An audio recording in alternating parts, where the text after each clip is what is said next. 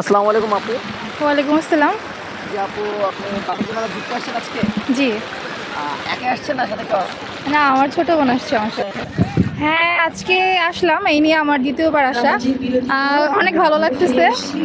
আর অনেকটা জার্নি করে আসছি, আমি অনেক দূর থেকে আসছি।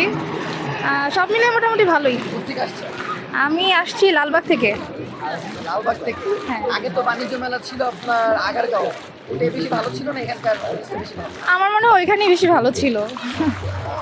তো অন্যান্য দিনের তুলনায় আজকে এখানে ভিড় আমি তো এই বছর এই এই প্রথম আসলাম, তো বলতে পারছি না কেমন ভিড়।